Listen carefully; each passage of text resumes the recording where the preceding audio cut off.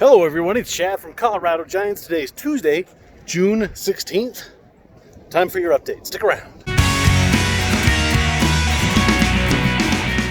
So since you're watching this video, you're probably interested in giant pumpkins or something along the lines of gardening or greenhouses or whatever the heck we have going on. So make sure you hit the subscribe button and the little bell down there so you get a notification every time we post a video. So we're going to start this update on the back of the greenhouse. The wet wall got some attention this week, starting with the outside. We got the bug net up, so this will keep any insects from flying through the mesh or the wet wall. What you can see there is, it is not solid. It's porous. It's just corrugated cardboard, really.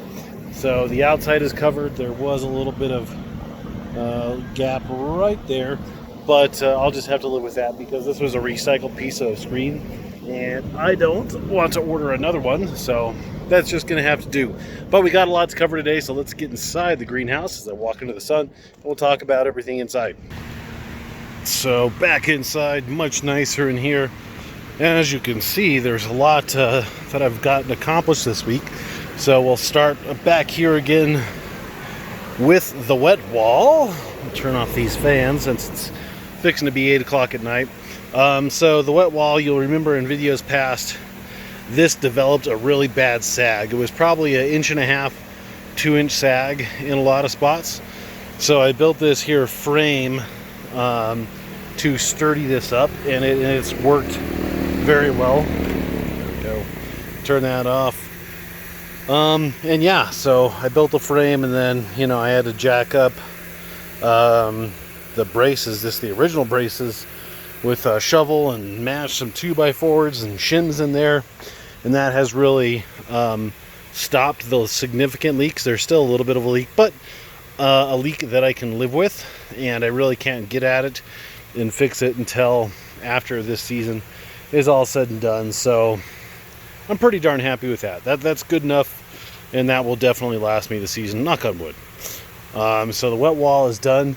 The weather this week has been quite warm. 2 weeks ago we were in the 60s, crazy. Now we're in the 90s today, and it's warm in here. The temperature sensor says that down at the end it gets to be about 91, but with all of the air movement I have in here with the 2 big fans, these 2 circulation fans, and those 2 exhaust fans out there, it really doesn't feel bad. Plus, there is, depending upon the time of day, at a minimum 30, almost 40% humidity up to 80% in the nighttime. So, it's doing really well. I was kind of nervous about the heat, and knock on wood, it's handling it well. So let's talk about the plants, and we'll talk about the other stuff as we go down. So there's obviously something missing in this here picture. The second plant, I did cull the plants. I posted that video today, as well as last Tuesday's update. So make sure you watch those videos. So I decided to go with this one, and you can see right here I'm propping up the vines, and the vine is growing so quick that it's kind of choking itself out there. So that basically just means that I need to pay more attention so I don't snap a vine or something. This 2118 is really starting to pick it up, which I'm super happy about. It looks really good.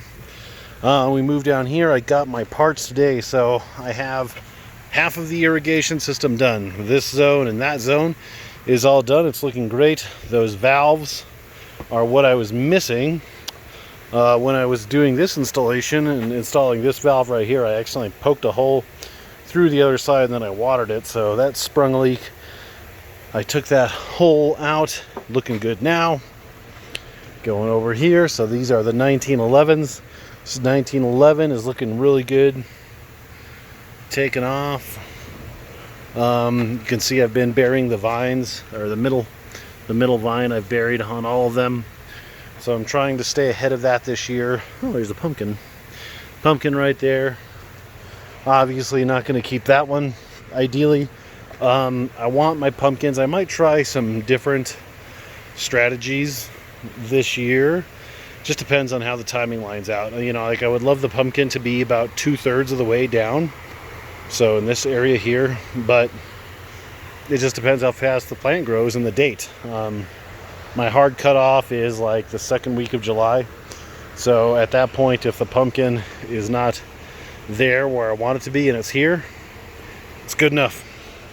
We'll call it good enough. So this pumpkin opened up today on this plant. This is a nice little 4-lober. Looks like it might be an orange pumpkin. The 1894 Urana. I cut off the 1984 Baron, unfortunately, but this is just a larger, more aggressive plant. It's probably about 6-7 feet long now. Secondary vines are starting to pop out, which is nice, because once those kind of eclipse the main canopy, then it really starts to rock and roll. A few secondary vines on this one are acting really strange. I'll show you and point out. So here's the secondary vine.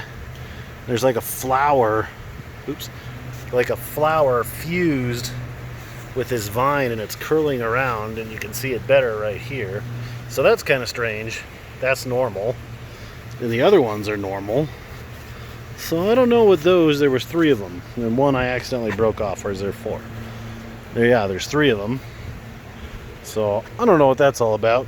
Sometimes these plants just do wacky things, because the honest truth is that they're kind of inbred, so you get some weird stuff. Bushel gourd's growing great.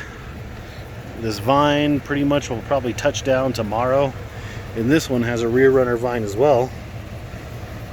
So I have a lot of plants with like double vine and rear running vines this year. Kind of strange. And I settled on the 1501 Van der Weylen. I chose this plant because it's taken the heat better. That 1002 Alts was doing well. It was more aggressive, but it was still getting leaf burn. This plant is not getting leaf burn, knock on wood. So that's why I went with this one. And even this one's growing really good. It has a good vine pattern where the secondaries are already eclipsing the canopy. All my irrigation junk will be moved. And last but not least, the irrigation system is pretty much up and running. I have a video I'm working on a video with this specifically where I explain it in depth about the 2 tanks. I have 200 gallons of water. I can mix everything within these tanks separately, so should I choose, and I'll be able to water each zone individually. So that's it for this week. Make sure you like, share, subscribe.